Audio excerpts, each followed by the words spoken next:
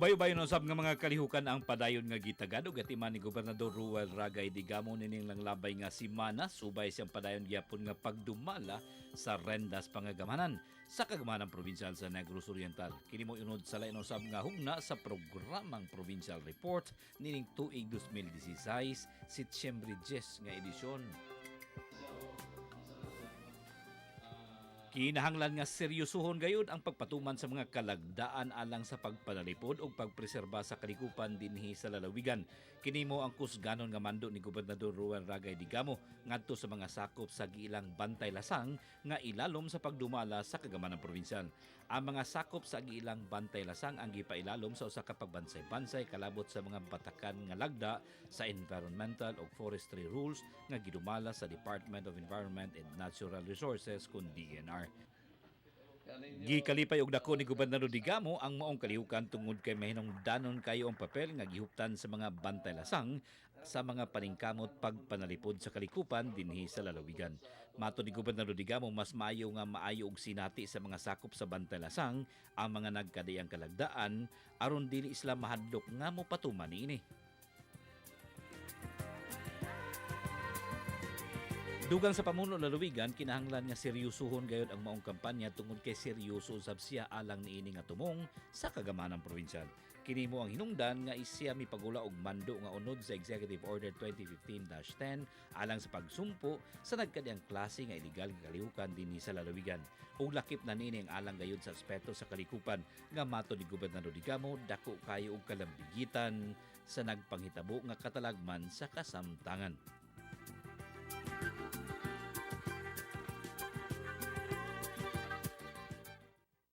Gihatagan yun ako ng dakong importansya kamo nga mga gitawag nato o kaabag sa pagpalambo sa ato ang probinsya pinaagi sa pagatiman sa ato ang kalikupan dinhi nilukop nining ato ang probinsya.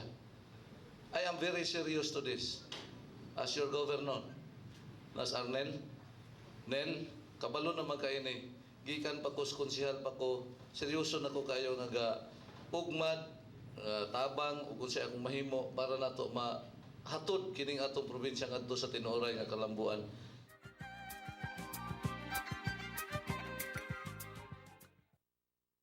Kaning atong gihimo karon munay usa sa sentro sa akong programa nga tinud-anay nga kamong tanan nga mga Bantay Lasang nga akong gipili ma-orient mo sa basic forestry rules. Kay namay uban nato dinhi nga dili po kay swito kung say pamalaod. Di ba? Bisag i-deputize ta usaon pagtakop kita magduha-duha ra gyapon ta pagtakop tungod kay wala ta ma seminar o kung say atong basihan sa ato ang pagdakop.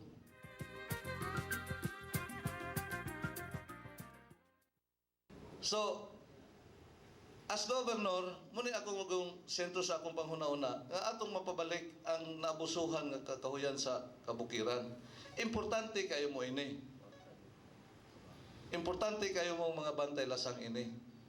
Nga kinahanglan nga mapabalik yun nato ang Bantay Lasang o ang atong lasang sa kabukiran. Nga naman, ug kung sa himo ninyo sa bukid, muna po'y mahitabo sa dagat. Kay kuan naman ni siya, may relasyon maning bukid o dagat. Nga naman, kung magsigit ang putol o kahoy dito sa bukid, ang mahitabo, si kada tuig dunay dagkong baha, ang mga lapok, mga danlak, ianod paingon sa ubos. Di ba?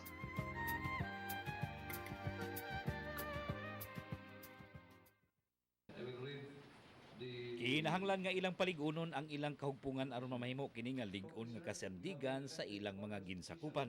Kahugpungan nga tinuoray nga kahimanan alang sa pagpalambo dili lang sa ilang panginabuhian kundi lakip usab sa pagtuman sa ilang tagsa-tagsa kakatungdanan sulod sa balay tambalanan. Kusganon nga hagit nga gipaabot ni Gobernador Digamo ngadto sa mga bag-ong hutong sa mga opisyal sa subling gipabarog nga Negros Oriental Provincial Health Association Incorporated kun NUPHAI. Formal nga nanumpa at ubangan kang Gobernador Digamo baguhay lang ang mga napili nga opisyal sa NUPHAI. Subay nini gipaabot ni Gobernador Digamo iyang mainitol nga pahalipay ngadto sa mga napili nga namuno sa kaugpungan sa mga health personnel sa Balay Tambalanan. Mato ni Gobernador Digamo, dako gyud kaayo ang hagit nga giatubang sa mga namunuan tungod sa nasinati nga kakulian sa kahugpungan sa miaging panahon. Busa ang matod niya, aron malikayan ang samang kakulian, kinahanglan nga mapahimutang ang mga lakang nga gikauyunan sa tanan. Dugan Gobernador Digamo, mahinungdanon kaayo bisan unsa nga kahugpungan ang suporta sa kinabag-an nga sakop aron mahimong malampuson ang matag kalihukan. Back to business. I am also hoping that you will be able to see for yourselves if the current programs or projects that we are implementing have made a significant impact to the lives of our people, or if the money we spent were only wasted. Hence, the need for us to assess the different programs of their significance so we are able to give the best quality healthcare service to our constituents.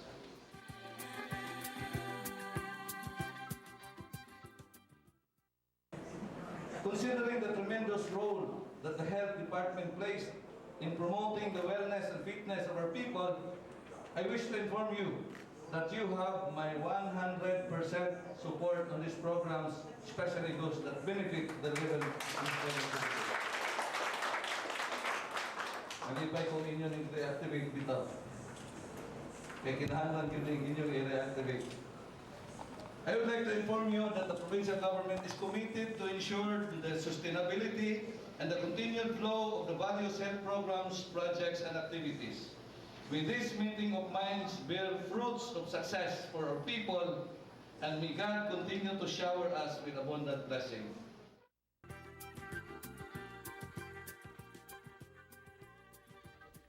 Dako gad kaayo nga garbo alang sa kinatibukan nga lalawigan sa Negros Oriental ang kadaugan sa usa ka lumad nga tagalungsod sa Amlan sa gipahigayon nga Miss Asia 2016. Kini ang makanunayon nga pamahayag ni Gobernador Digamo human nakuha ni Miss Trixia Marie Maranya ang korona sa Miss Asia 2016 nga gipahigayon sa nasod nga India. Subay niini mihatag og kortesiya si Miss Maranya kang Gobernador Digamo baguhay lang alang sa pagpaabot sa iyang dakong pasalamat ngadto kang Gobernador Digamo subay siyang ayuda nga gitunol ngadto kaniya. Gipaabot ni Gobernador Digamo iyang mainitol nga pahalipay ngadto kang Miss Maranya subay sa dako kayong dungog nga iyang gidala alang sa mga katawhan sa lalawigan sa Negros Oriental.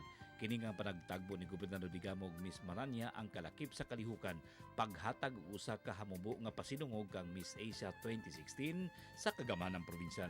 Sa iyang bahin gipadayag ni Gobernador Digamo nga sa sayo pang daan na sayod na siya sa kadako sa tsansa ni Miss Maranya nga makuha ang korona sa Miss Asia.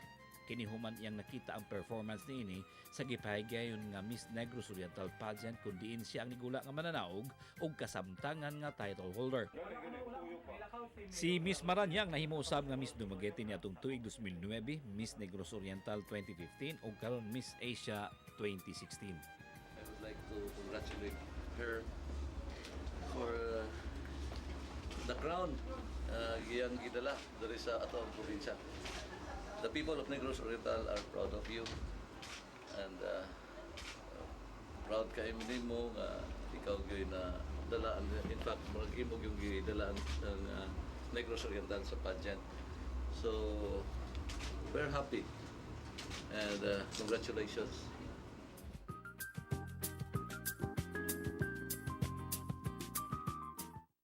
Pero of course happy kayo ko not just for the Philippines but from my hometown and Negros Oriental, Dumaguete, no, nagidala gyud nako siya outside the Philippines and to represent it, and happy kayo ko kay as in Governor Rol Digamo never gid siya hesitate na mo help nako, and it's a very big help for me also, motivation and inspiration para of course motivated ko nga naa ako dito, so inspired ko, and then so I got the crown.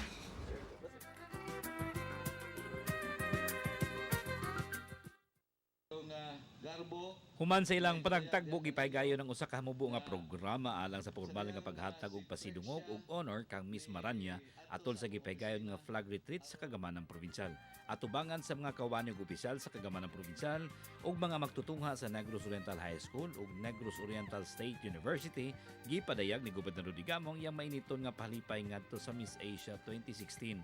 Pamahayag sa pamuno lalawigan, kanunay gayud nga dakong garbo alang sa tibok lalawigan ang mga kalampusan gikan sa lokal o ka-international nga kompetisyon. Kini matod sa pamuno lalawigan, dili komedya nga kompetisyon tungod kay sama kang Miss Maranya, kusgan usab ang mga delegado gikan sa ubang mga kanasuran. Samtang aron mas mamahimong malungtaron ang nahimong kalampusan ni Miss Maranya sa international nga kompetisyon, gimando ni Gobernador Digamo sa mga nagdumala sa buhatan sa turismo nga himuon nga mas competitive ang Miss Negros Oriental. Katuyuan niini aron padayon nga makakaplag og mga lig-on nga kandidata ang lalawigan sa Negros Oriental alang sa parehong lokal o kaha international nga kompetisyon. Subay niini magpadayon ang kusganon nga suporta sa kagamanan probinsyal alang sa mga kalihukan nga sama niini. Kini usa ka kalampusan nga angayan gayud nga sa ulugon tungod kay dili tanan ang makaangkon niini nga talagsaon nga kahigayunan.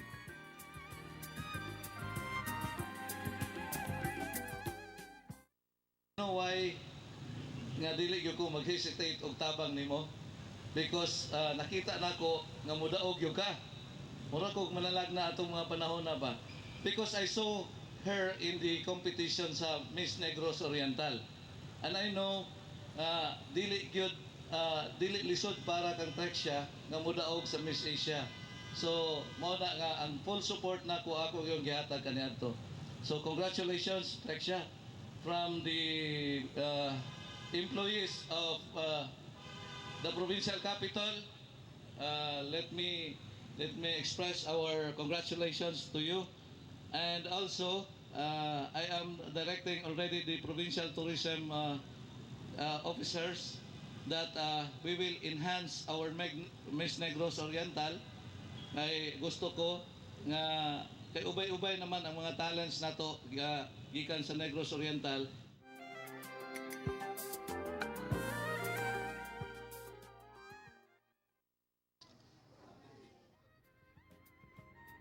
Andam gayud kayo kanunay ang kagamanang probinsyal nga motunol og ayuda bisan sa ginagmay lamang nga kantidad sa mga biktima og mga emerhensiya. Kini ang subling na padayag sa kagamanang probinsyal pinaagi kang Gobernador Digamo human yang gitunol ang financial assistance ngadto sa mga biktima sa nahitabong sunog sa Barangay Luok sa Dakbayan sa Dumaguete. Kung kay baluan, ubay-ubay nga mga kabalayan ug atusan ka mga pamilya ang naapektuhan sa niulbo nga kalayo sa maong dapit sa Barangay Luok niadtong bulan sa Mayo nining tuiga.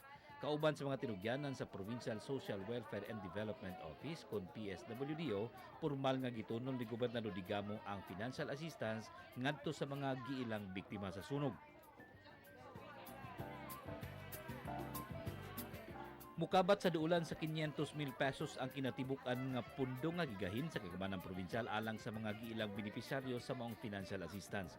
Kini nga kantidad ang gibahin ngadto sa nagkadiyang kategorya sa financial assistance nga nadawat sa mga biktima. 5,000 pesos alang sa nakatala og tinuoray gayud nga pagkaugdaw sa balay, 3,000 pesos ni adtong parsyal lamang ang kadaot sa panimalay ug tag 2,000 pesos adtong giilang nga house sharer o mga pamilya nga gaipon sa usa ka panimalay. Subay niini dakong pasalamat ang gipadayag sa mga opisyal sa barangay, pinaagi sa ilang kapitan ug mga mismong benepisyaryo sa maong lakang sa kagamanang probinsyal. Kon kabiruan, kanunay gayud gihimo nga lakang sa kagamanang probinsyal ang pagtunol gilayon og ayuda sa mga biktima og emerhensiya o kaha mga kalamidad sulod og gawas ning lalawigan. Tuluhan ni Baby. Gamit ang parehong pundo gikan sa AX o kaha disaster fund, kini nasulayan na sa ubay-ubay nga mga higayon subay sa nagpangitabo nga katalagman lukop nasod. Kini gihimo gayud nga batasan ni Gobernador Digamo tungod kay matod niya kanunay ang gibabati ang masinati nga kapait sa mga biktima ug katalagman. Busa andam gid kaayo kanunay ang kagamanang probinsyal nga makigalayon sa mga lokal nga opisyal alang niini nga lakang sa kagamanang probinsyal.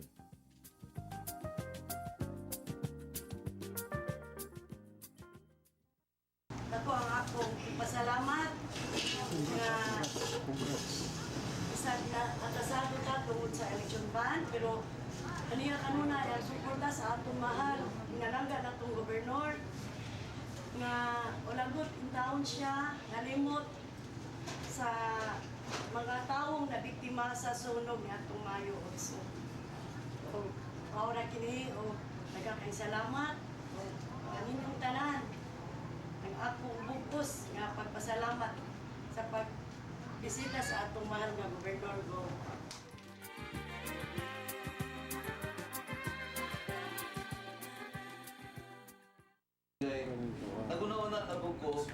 aduna na po yung mga kaigsuunan nako sa barangay Luok nagka-suffer. Sakit sa akong balatian nga nakadungog nga nasunugan ang ako ang mga pinalanggang katawhan sa barangay Luok. Kaya sabi ninyo, mao siguro na gipahimutan ko bilang inyong gobernador tungod kay akong nabati ang sinati kong nabati sa mga pobre na mga kaigsuunan.